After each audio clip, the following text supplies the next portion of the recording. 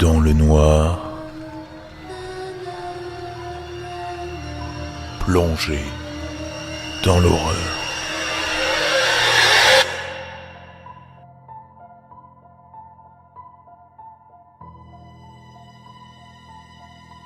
Il est 23h20, ce 31 décembre. Il reste 40 minutes. 40 minutes avant de passer à la nouvelle année.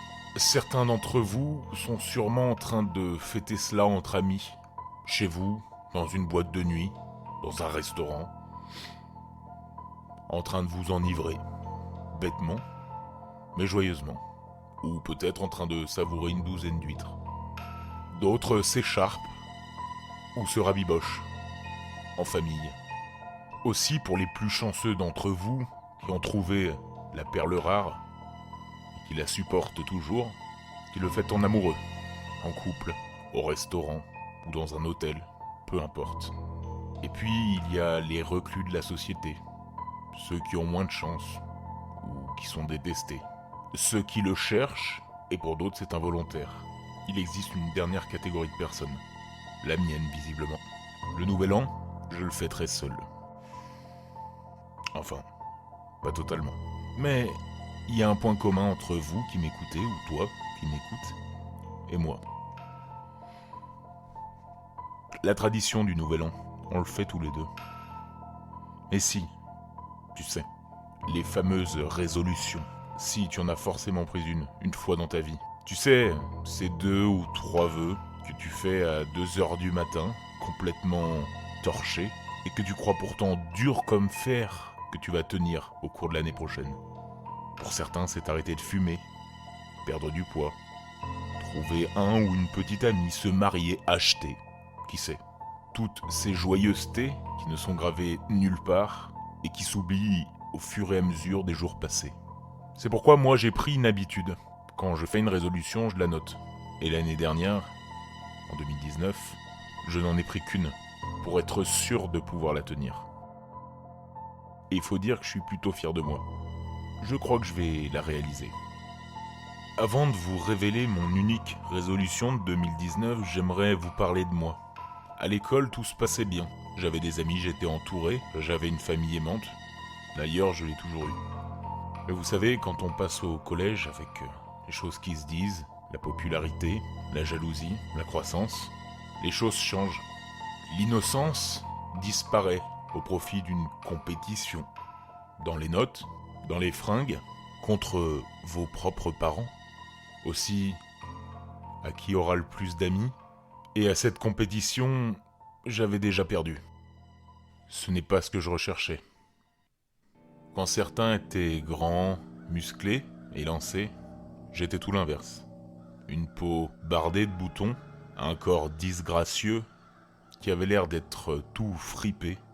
Mon embonpoint et ma taille ne m'aidaient pas, si bien que de la 6e à la 3e, on m'appelait Bouddha. Vous conviendrez qu'il existe de meilleurs surnoms, et vous déduisez très vite le calvaire que j'ai vécu. Aujourd'hui, en 2019, on parle de harcèlement. À l'époque, c'était des simples tapes sur la tête, quelques insultes jetées à la volée. Vous l'aurez compris, je n'avais pas d'amis. Je passais mes récrés seul. Même les professeurs ne s'intéressaient pas à ma situation. Et au lycée, cela ne s'est pas arrangé. Alors, petit à petit, puisque la vie ne s'ouvrait pas à moi, je me suis refermé à elle, recroquevillé. Et je n'avais jamais vraiment aimé vivre. Je ne trouvais rien qui me donnait ce frisson, cette adrénaline que vous pouvez connaître quand vous sortez de votre zone de confort. Dû à mon physique et mon attitude, pour moi, sortir acheter le pain, c'est sortir de sa zone de confort. Je ne vivais pour rien. Aucun objectif professionnel, aucun but, aucune passion. Par passion, j'entends hobby, mais aussi passion amoureuse. Rien qui ne me faisait vibrer. Et puis je t'ai vu. Tu es entré dans ma vie le 16 juin 2019. Enfin, je dis entrer dans ma vie. Surtout dans mon immeuble. Cela fait 6 mois, chère voisine, que tu m'obsèdes. Depuis 6 mois, je te regarde. Je sais tout de toi.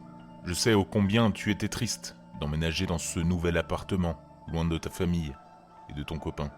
C'est d'ailleurs pour ça que tu as rompu avec lui. Ou qu'il a rompu. J'ai pas bien suivi. À la mi-juillet. C'est aussi dans cet appartement que tu as adopté ton premier véritable animal de compagnie. Le tien, à toi. Ton petit chat, Max. Juste avant le début de l'été. D'autres périodes moins joyeuses, où tu as appris, au milieu de l'été, que ton oncle s'en était allé. Moi aussi j'étais triste, tu sais, quand je l'ai appris. Tu en as fait des soirées, le volume à fond, des jeux d'alcool à tout va, des mecs, plein de mecs, qui venaient dans ta chambre, jusqu'à tard le soir. Et même le matin, pour les plus chanceux d'entre eux. Enfin chanceux. Pour ceux que j'entendais. Tu sais, je ne t'en veux pas.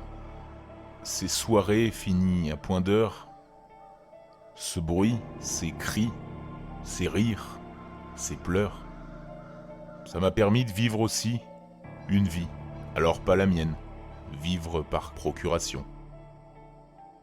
Vivre à travers toi. C'est fou ce qu'un petit trou percé dans un mur peut permettre de voir, d'entendre, de savoir sur une personne.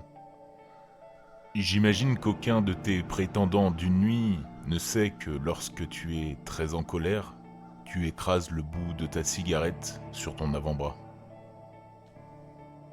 Je pense aussi qu'aucun de tes véritables amis ne sait que tu adores manger, devrais-je dire t'empiffrer, pour ensuite, quasiment toujours à la même heure, te faire vomir. Mais ça, moi je le sais. Ça ne me dégoûte pas, bien au contraire. Je veux t'aider. Tu te souviens la première fois où l'on s'est vu ? C'était sur le palier. Je t'ai fait un compliment sur ton tapis qui garde la porte d'entrée, et tu m'as simplement remercié. La fois d'après, quelques jours plus tard, je t'ai demandé de venir boire un coup chez moi pour fêter ton arrivée. Une sorte de crémaillère, à ma façon. Tu as poliment refusé. Tu as d'ailleurs refusé toutes mes propositions, jusqu'à aujourd'hui.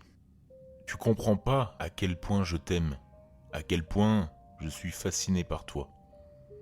Tu es la seule chose qui me donne encore envie de vivre, mais je dois te répugner. Mon nez trop long, mon crâne dégarni, on m'a déjà dit que je ressemblais à un clochard, que je faisais peur.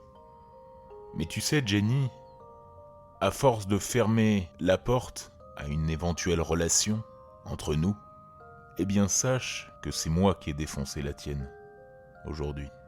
À 17h, je t'ai vu appeler la police, pleurer, tu te sentais violé. Les policiers ont constaté l'effraction mais n'ont pas fouillé, heureusement. À 18h30, tu as fait fixer une porte, en urgence. Je ne pouvais pas rigoler bien sûr, mais j'ai gloussé, quand, au même moment que toi, j'ai appris combien cela coûterait. Et puis tu t'es enfermé. Je savais que nous allions passer cette soirée à deux. J'avais entendu il y a quelques jours que tous tes amis t'avaient fait faux bond et que tu n'avais rien de prévu pour ton nouvel an. C'est pourquoi j'ai décidé de t'accompagner à ma façon. Il est 23h50. Tu es seul dans ton canapé. Tout l'immeuble étant en fête. La musique qui émane de chaque appartement suffit pour couvrir les moindres bruits que je ferai en sortant de ton dressing. Nous sommes en 2019. J'ai 25 ans et je n'ai encore jamais fait l'amour. D'ailleurs, vous ai-je parlé de ma résolution ?